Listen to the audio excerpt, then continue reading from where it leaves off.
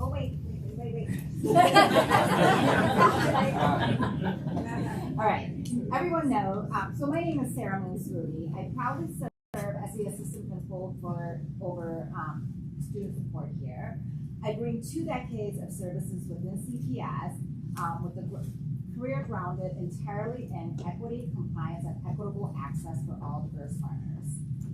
Due to my steadfast work history in CPS, Dr. Shabazz strategically sought me out to lead this critical work to work with our students with disabilities because she deeply cares. Under her guidance, we provided strategic oversight for the largest department in our school, a powerhouse of talented teachers, social workers, school nurse, school psychologists, case managers. Our vision is to ensure equitable access to cultivate deep sense of belonging for every student in our rigorous educational environment. Our students are not just surviving at Payton, they are thriving because of the equitable conditions Dr. Shabazz has set. This success is built on continuous professional development we offered in evidence-based instruction, such as multisensory approach for literacy and universal design for learning. Looking at our evidence, we have 100% graduation rate, 98% college matriculation for students with disabilities. If students are not graduating, they are moving on to transition centers so that they can continue their education. We secured 20% increase in dual credit and 10% increase in freshman success on track. And creating, because freshman success was so good, we created sophomore success. The success of our inclusive model is under threat. Dr. Shabazz has constantly worked diligently to fight for our essential staffing against district cuts. And this work requires stability, clarity, and strong leadership. Tonight, I must emphasize something important. Our community cannot allow critical work we are doing to overshadow our individual personal agenda, and we cannot be distracted. Thank you. Thank you.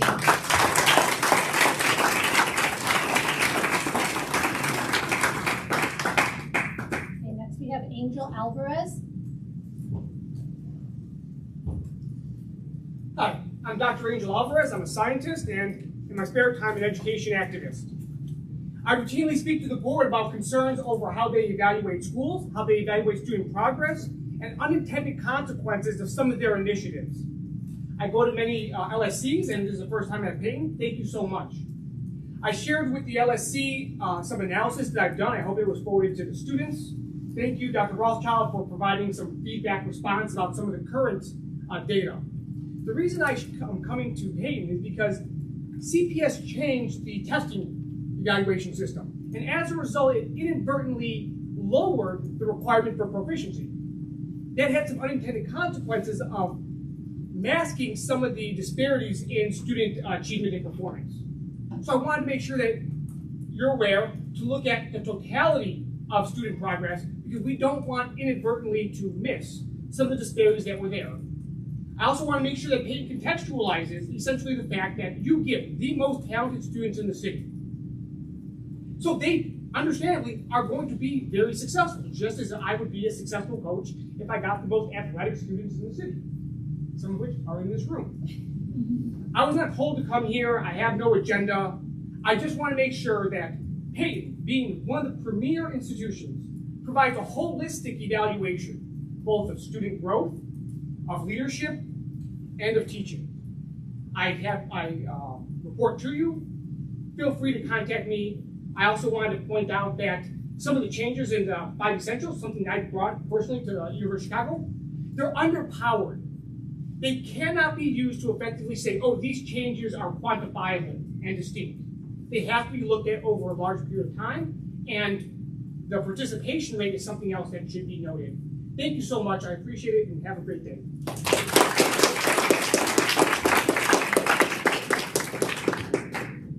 Okay, Cassie Eng.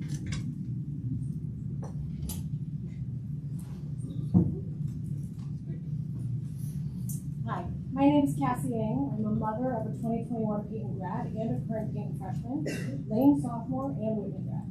I'm an LSC parent rep and served as a board member for 10 years at a private high school here in Chicago for historically underserved students. I represent a group of over 100 Payton parents deeply concerned about Payton's future. After our own deep dive into 5 essentials and other data, I only have 2 minutes to give our reading of the data, which varies from the chairperson's findings, but I will do my best. Also, I will wholeheartedly echo her assertion that academic performance is not an indication of the worth of any of our students, but we are not here to evaluate students but school leadership. And since the LSC only allows admission of data as appropriate in a principal renewal evaluation, this is what we have looked at. Last year, the new recalibrated 5 essential survey reported that some of the areas of greatest decline at Payton included math, inquiry-based science, and English instruction.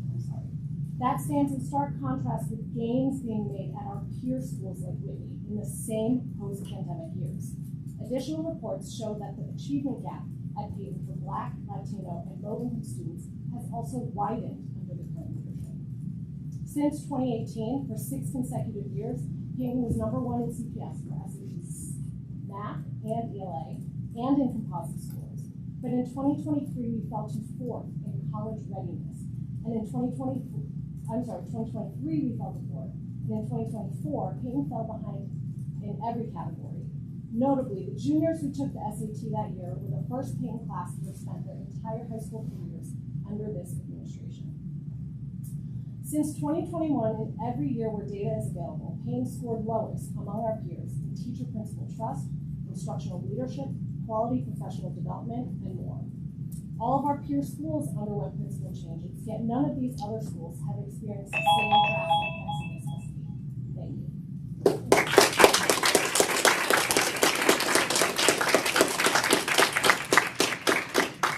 Ms. Mansouri, was there's some issue with some students being crossed off? Was there like someone signing up for someone else or something?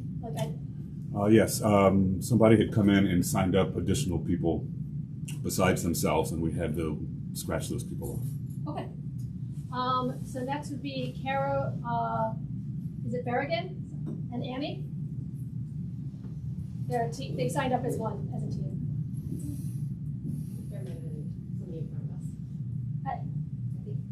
Those were the ones that were crossed out. I have all 3 crossed out. Okay. Sorry. And I wasn't there, so I'm going off of what happened that I'm getting a report from.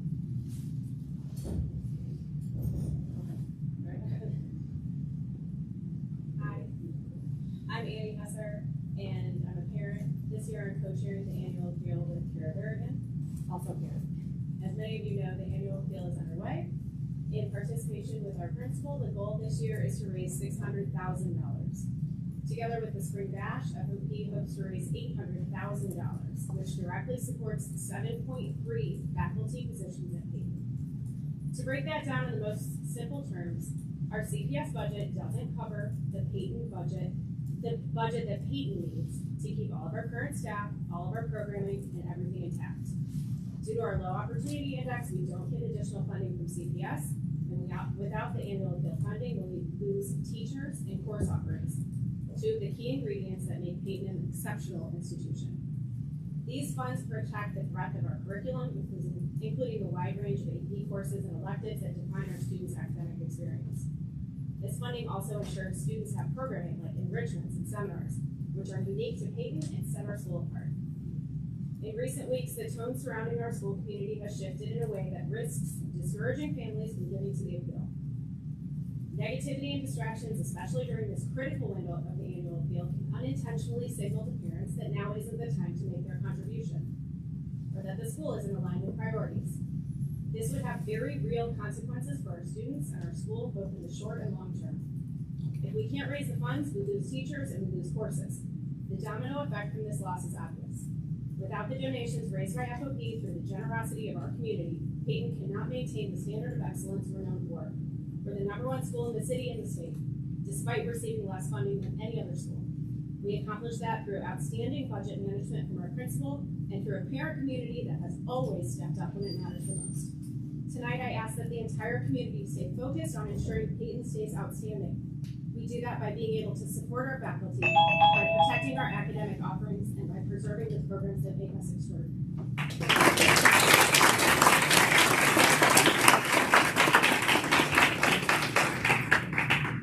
Okay, Zachary Sweet.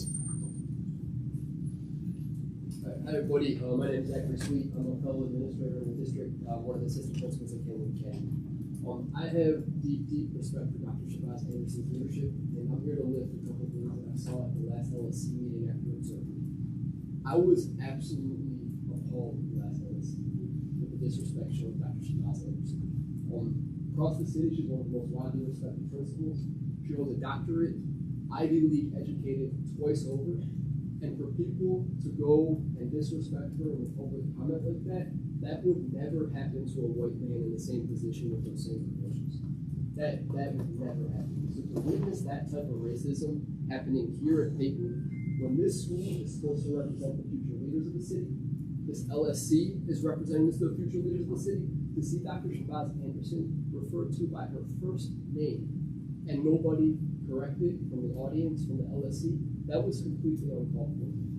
All right. So as a leader in this district, I'm not going to stand for that, and I can't stand there as another white person and see a community do that to a principal, that, especially somebody who would not be treated like that if she looked different and had a different gender.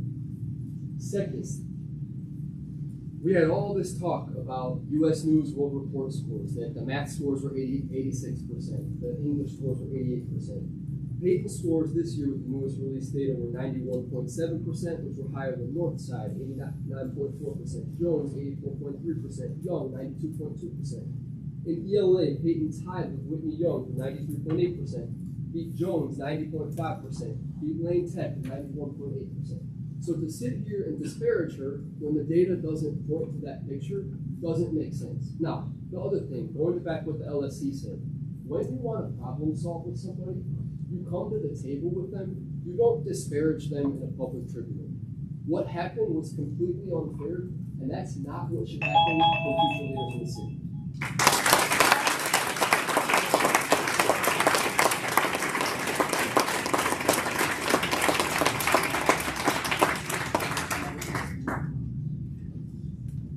Okay, we have Karen, and I can't read the last name, I'm sorry, it's listed as a principal. Callaway. Thank you. Cab. Callaway golf. Good evening, everyone. My name is Karen Callaway, and I'm the very extremely proud principal of Kenwood Academy High School in Hyde Park, Chicago. It is a small city. I wanted to say that as a principal of a 7 through 12, Kenwood is the neighborhood flagship of neighborhood schools in the city, in my opinion. As I think that, and I have to be careful because there's a lot of Whitney Young Lane principals all sitting up here by me. I have to be careful what I say. Western all selected the wrong principals here. But Walter Payton is one of the academic flagships in the state, hands down. And tonight, as a local school council, I was very impressed with what I've seen so far and how you guys work together. Additionally, my team and I have been texting the whole night, or colleagues have been texting the whole night about, did you do that? Did we do this? Did we do that? So I want to congratulate you guys on that part. But as an academic center principal, oftentimes many of the students choose to go closer to home, which may be to Payton Lane or Westinghouse or Whitney Young. And as the principal, their 8th grade principal, I have to make recommendations. And typically, I have to be honest. Before this leadership, I did not make recommendations about Payton. When I Google Payton, if you Google Payton and see what it says. Google Payton where it says race in Payton, because my students come in all shades and colors when they're leaving kindergarten. And I want to make sure that wherever I recommend to their parents to attend school, that it's a space where they're going to feel safe. And the last time I saw an article that was bad press on Payton was before Dr. Shabazz's principalship. But you can see for yourself. The data never lies. Look in the paper and see what you see. Finally, as a principal, I feel excited to say, hey, yeah, maybe you should consider Payton. Or maybe you should consider Whitney or Lane. Because I'm proud of the leaders that are in those schools. And I don't think you guys should take that lightly. So, thank you.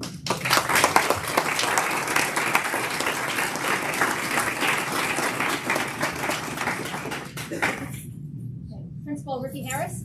Yes. Good evening, everybody. I'm the principal of Whitney Young. So as someone who knows firsthand the weight, the scrutiny, and the responsibility that comes with leading a prestigious, high-profile, selective enrollment school, I want to begin with something simple but important.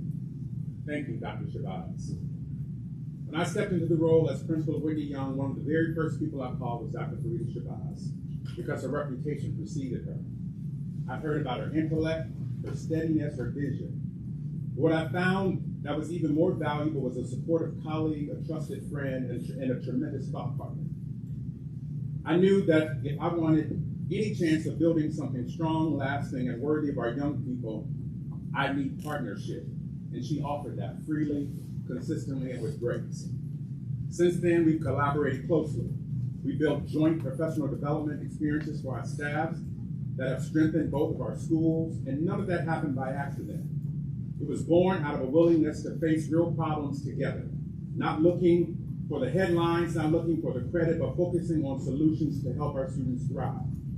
Let me be clear, the work is not easy, and yet she makes it look effortless.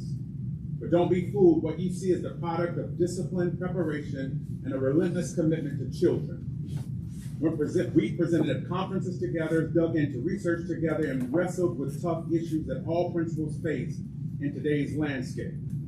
Some folks on the outside think Whitney Young and Payton are in competition, but here's the truth. She and I are unified by a shared mission to educate our students well, to expand their opportunities, and to prepare them for a world that's changing faster than ever before. Dr. Shabazz is one of the finest leaders in this district. She's steady, thoughtful, innovative, and deeply committed to the young people at Payton. So tonight, I stand here not just as a colleague, but as someone who's benefited from her wisdom, her partnership, and her friendship. And so for the sake of Payton, for the sake of CPS, and most importantly, the sake of these students who deserve nothing less than outstanding leadership, I support the renewal of her.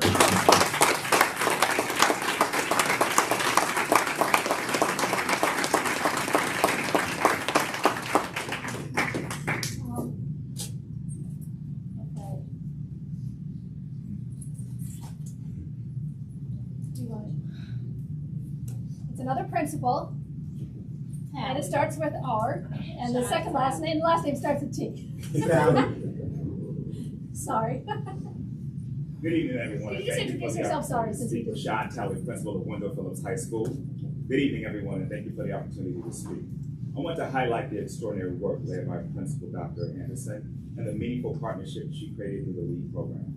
LEAD, Life-Saving Education Awareness on Donation Initiative, is a state effort designed to educate students about organ and tissue donation and empower them to become informed ambassadors with their school communities.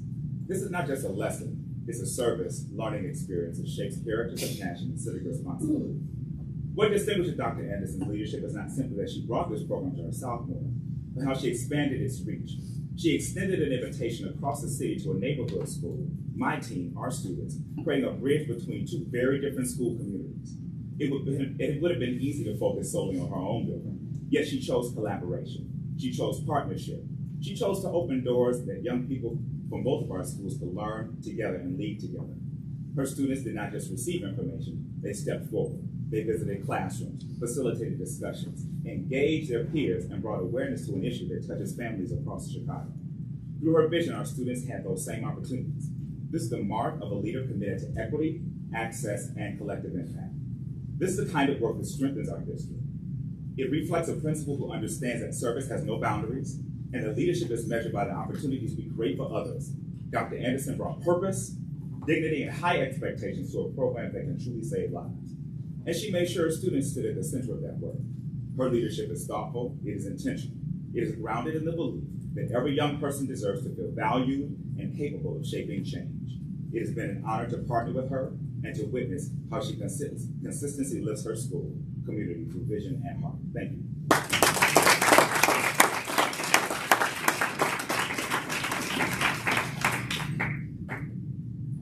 The next person to sign up is John Lopez, Athletic Director.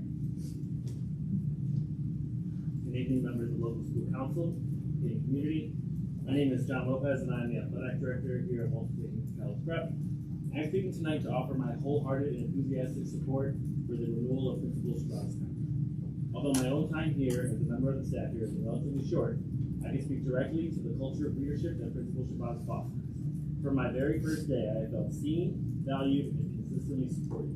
She has provided me with the resources and autonomy to do my job effectively, and that sense of trust and empowerment makes a tangible difference in my work every single day.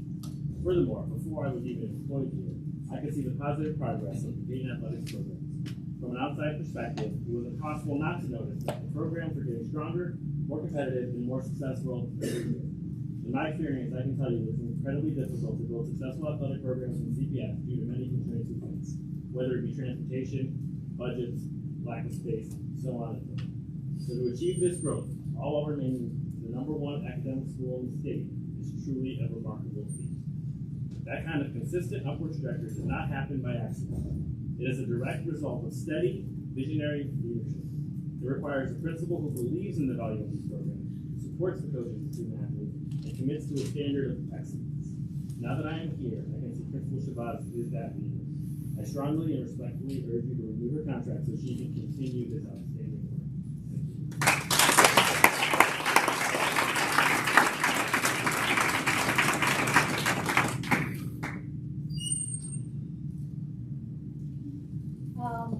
Kieran Blake? I was going to speak, but given that we've had 4 people from outside the community already come and speak, and we have a student fly out from Princeton who's an alumni, I'm going to give my time to him. You can't cede your time. I can't see my time. All right, fine. Then I guess I'll speak. But we can bring in people from other schools that don't even have vested interest here. Again, Unbelievable, Julie. Unbelievable.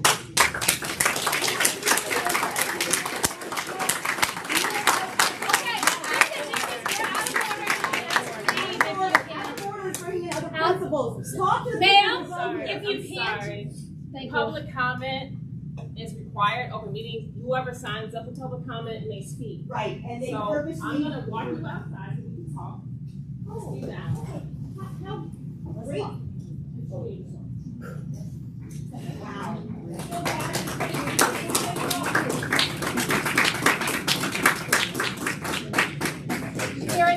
how great.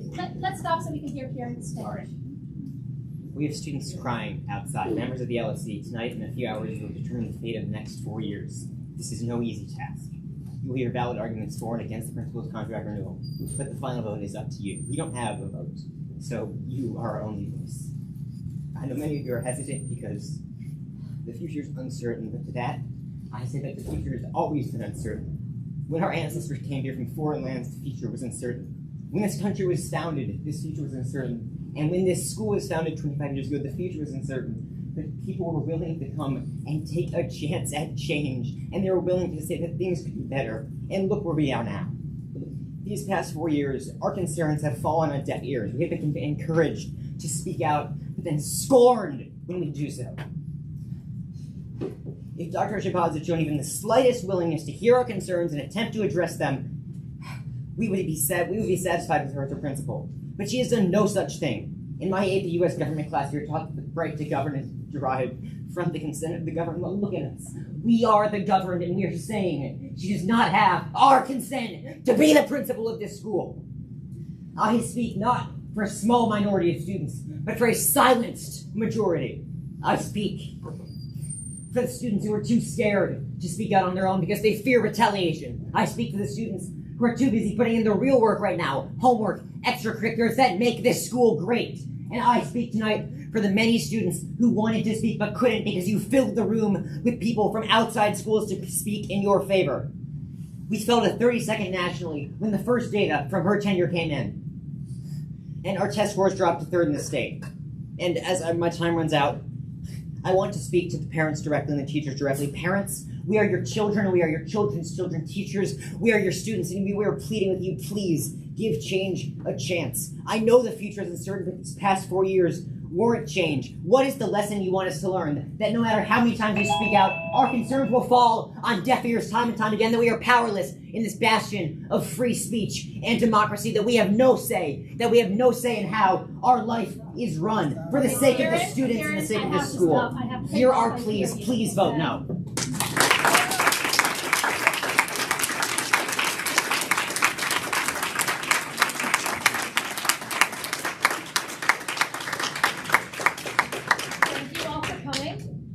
Before, again, if you did not get a chance to speak and you would like to email us, Julie, Yeah. would you entertain a motion at this point? no.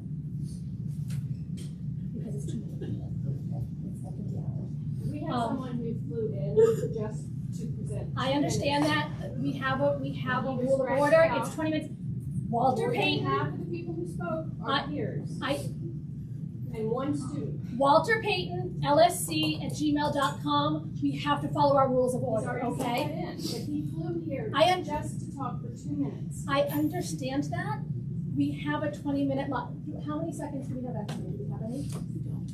Because, well, just to be clear, like, we started at 7:05. I know, but in terms of how many seconds, I think there was like 40 seconds? It's like 7:30. Okay, let's give you the because there were a couple short ones, we will do 40 seconds, but it is 40 seconds. I have to follow our rules of order. I can't just willy-nilly change it. I understand. Again, Walter Payton, LSC@gmail, send them. We have it open. It may not be immediate, but I will be forwarding them as I can, okay? But just give us a minute so we get set up. Yep.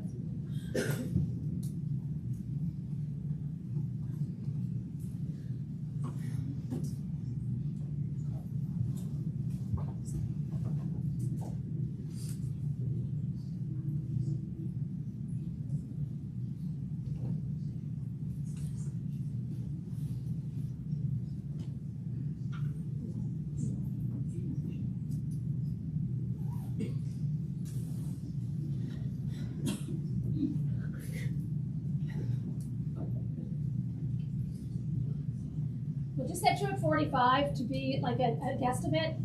You know, we have to follow our rules of order. It just is what it is. Okay.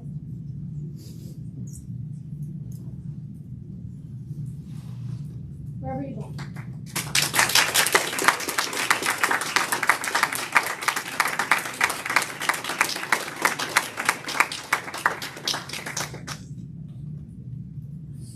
Wait, before I begin, I did email, just want to confirm that went through. I don't have it up right now, Yeah, so sorry. I will, Yeah. just give me, remind me of your name and I will double check. Ian Mann. Is this good? Yep. All right, wonderful. I'm a former graduate. I graduated 2 years ago. I had a lot of experience with Principal Shabazz.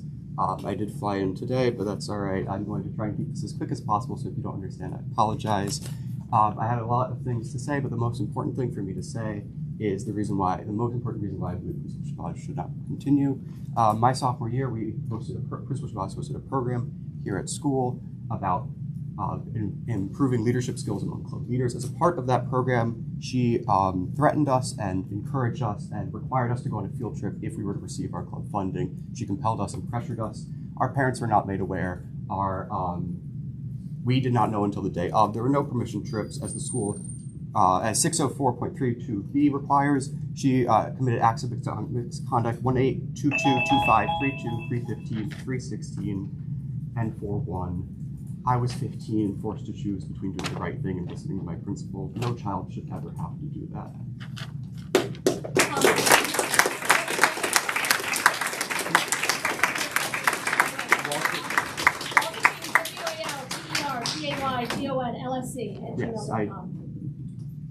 Yes, I don't have one from you specifically.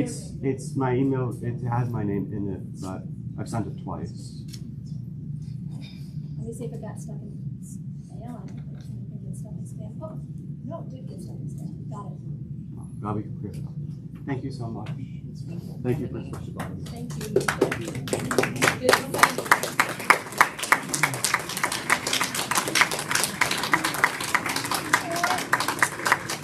Before we move into closed session, I do have to, I need to make a motion on the floor to officially allow Lori Ann Brogdon to to participate remotely, so that it's like noted in the OMA, it's in the official record. So I'm making a motion to, once we move into closed session, to allow Lori